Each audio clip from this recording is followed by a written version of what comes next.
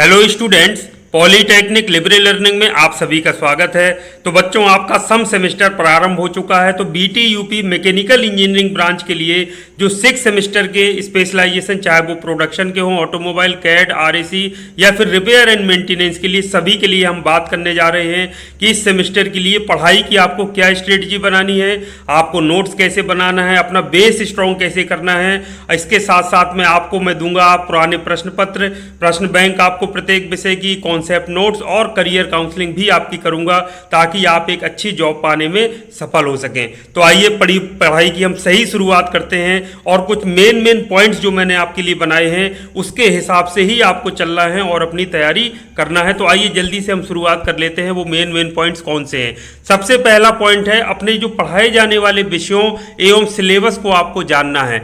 आपके विषय कौन कौन से हैं, आप अभी तक जान गए होंगे, नहीं जाने हैं तो आप उसको तुरंत देख लीजिए और उसका जो विस्तृत सिलेबस है उसको आपको जरूर देख लेना है। तो जैसे आप 6 सेमेस्टर मैकेनिकल की बात करें तो ये प्रारंभ के 3 विषय 6.1, 6.2, 6.3 इंडस्ट्रियल इंजीनियरिंग है पहला, दूसरा है मेट्रोलॉजी एंड मेजरिंग इंस्ट्रूमेंट जिसे शॉर्ट में हम एमएमआई कहते हैं, और तीसरा है आपका सीएनसी मशीन्स एंड ऑटोमेशन।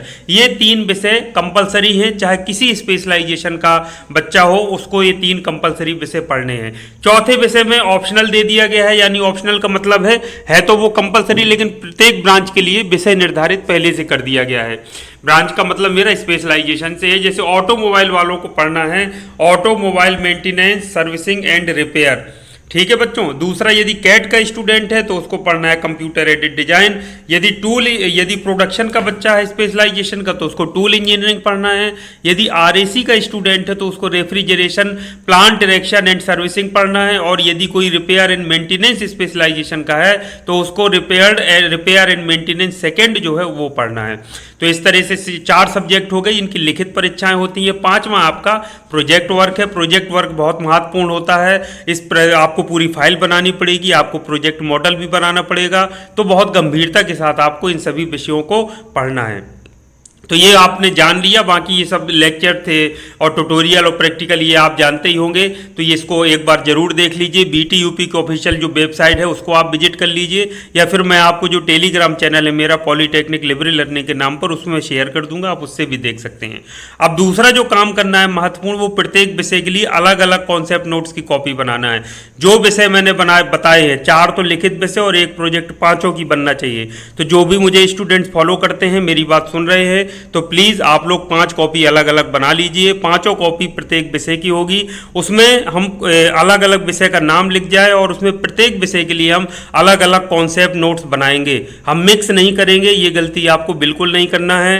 पैसा देखिए बच्चों, मुंह मत देखिए कि 20 रुपए का, 30 रुपए का, 40 रुपए का एक रजिस्टर आता है या कॉपी लेने में आप बहुत परेशान हो जाए, ये सब मत करिए। पढ़ाई की आदत डालिए, आपको नौकरी भी अच्छी मिलेगी, आगे चल करके आपको करियर के बहुत काम आने वाला है ये सब चीज़ें। तो प्रत्येक विषय की हम अलग अलग कॉन्सेप्ट नोट्स बना लेंगे, वो आपको कल खरीद लेना है और उसमें प्रत्येक विषय का नाम लिख करके उसमें ये शुरुआत आपको कर देनी है। तीसरा है, आपको शब्दकोश बनाना है। उस कॉपी में प्रत्येक विषय की आपकी कॉपी बन गई, प्रोजेक्ट की भी कॉपी बनना है। ये नहीं कि आप प्रोजेक्ट का सोचो कि लिखित परीक्षा नहीं होती तो नहीं बना, नहीं, जो भी मैं प्रोजेक्ट में बताऊंगा उसको आपको अपनी कॉपी में नोट करना है। तो आपको अगला जो महत्वपूर्ण काम है, जब आपको बेस स्ट्रॉन्ग करना है, उसके बेस स्ट्रॉन्ग आपका कैसे होगा, जब आप शब्दकोश बनाएंगे। तो प्रत्येक विषय के सिलेबस में आने वाले जो अंग्रेजी शब्द है उनका उच्चारण और उनका अर्थ आपको अपनी कॉपी पर लिखना है। देखिए कि कितने ऐसे पॉइंट्स हैं, शब्द हैं, कितने ऐसे शब्द हैं जो निकल करके आते हैं, आपके लिए नए हैं, आपको परिभाषा याद नहीं है, आपको उनके बारे में उच्चारण आप नहीं कर पाते हैं और उनका अर्थ आपको पता नहीं है। वो काम जरूर करना है। और विशेष तौर से जो हिंदी मीडियम के स्टूडेंट्स हैं, 90% से ज़्यादा स्टूडेंट्स को ये काम करना ही करना है।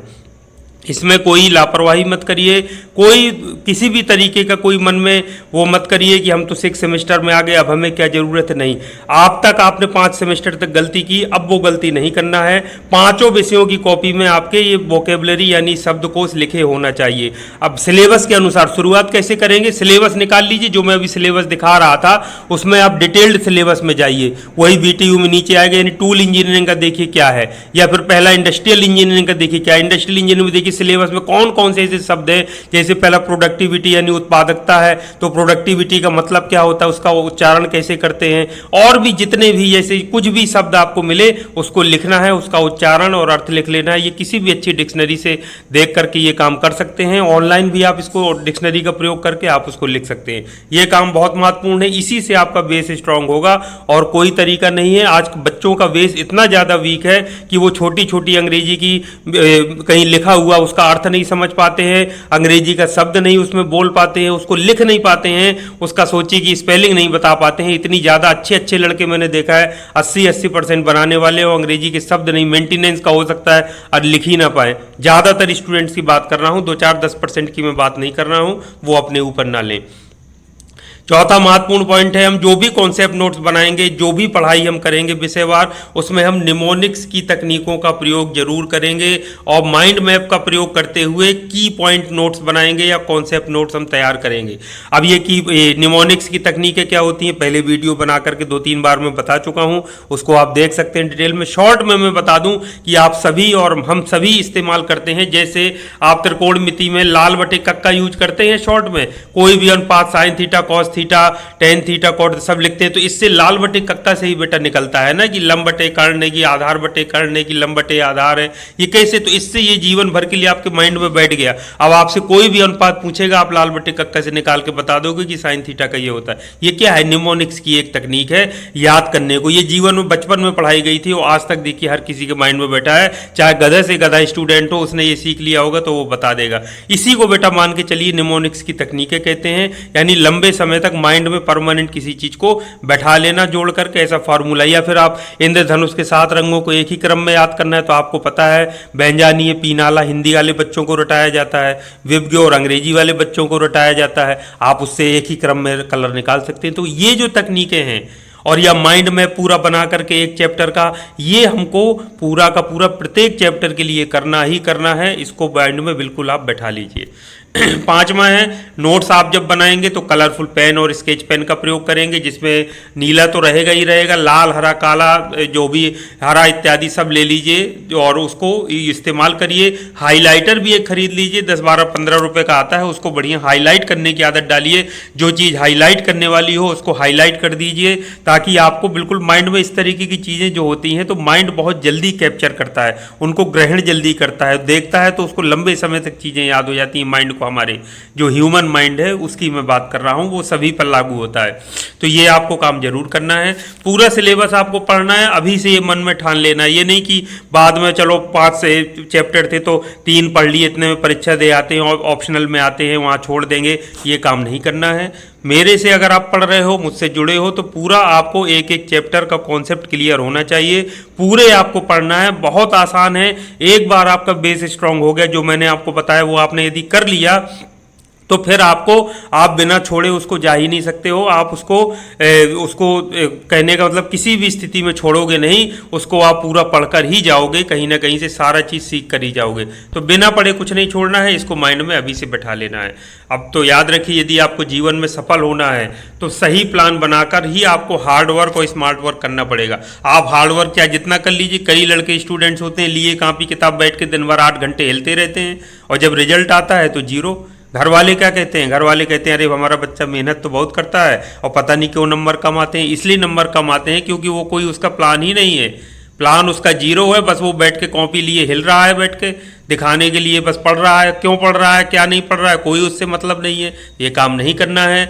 स्मार्ट आपको सही प्लान तैयार करना है, पढ़ाई कैसे करनी है, इससे अभी जाग जाइए, बाहर निकल आइए। इससे बहुत दिन जो है तो सोते रहना, और सोने का मतलब है कि अपने आप को धोखा देते रहना, दूसरों को धोखा देते रहना, इससे लाइफ और जो करियर है आपका वो संवरने वाला नहीं है। स्मार्ट वर्क और हार्ड वर्क तो करना है, लेकिन वो सही प्लान बना करके उस पर आपको अमल करना है, तभी आप आगे बढ़ पाएंगे। और सदैव सकारात्मक दृष्टिकोण बना के रखना है, पॉजिटिव एटीट्यूड। नकारात्मक व्यक्तियों से छात्र छात्रा, आप ही के साथ छात्रा, जब आप कुछ करेंगे, नोट्स बनाएंगे, कुछ बनाएंगे तो कमियां निकालेंगे, अरे क्यों परेशान होते हो, मैं तो 80% वैसे ले आता हूँ, लिख करके ऊट पटांग कुछ भी लिखाता हूँ, एक रात पढ़ के, इन सब में नहीं पढ़ना है। वो कह दो भैया तुम बहुत आइंस्टीन के बराबर के आदमी हो, तुम बहुत समझदार हो, बहुत होशियार हो, तुम अपना ऐसे कर लो, मैं इसी तरीके से पढ़ूंगा। यही आपके कॉन्सेप्ट नोट्स आगे चल के, चाहे आप तैयारी करोगे, किसी प्राइवेट में जॉब करोगे, ट्रेनिंग्स आपकी कहीं ना कहीं होती रहेंगी, तो यही सब काम आने वाले हैं जब आप ऐसा कर लोगे और फिर मुझे याद करोगे कि हाँ सर ने जो बात बताई थी हमको बिल्कुल सही बात बताई थी। इम्पॉसिबल वर्ल्ड कुछ नहीं होता है, पॉसिबल हर चीज़ को करना है। जब आप इस नज़रिए से, दृष्टिकोण से कोई चीज़ देखोगे तो देखिएगा हर चीज़ आपको सफलता और आसान नजर आएगी। कठिन इस जिंदगी में कुछ नहीं होता।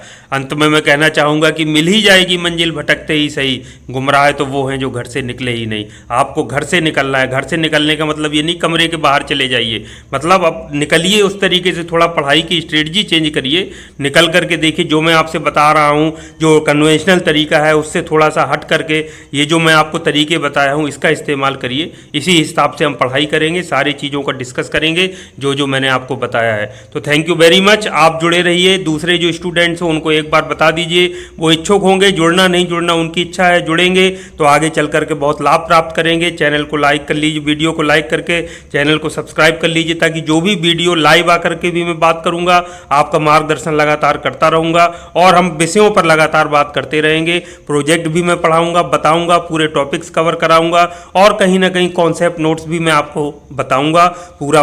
उसके अलावा पढ़ाने के साथ साथ में पुराने प्रश्न पत्र हैं जो मैंने आपको बताए हैं वो भी मैं आपको उपलब्ध कराऊंगा, ताकि आपकी तैयारी अच्छे से अच्छी हो सके। तो आज के लिए इतना काफ़ी है, फिर एक नए वीडियो में मिलेंगे। Thank you very much. आप सभी का दिन शुभ हो।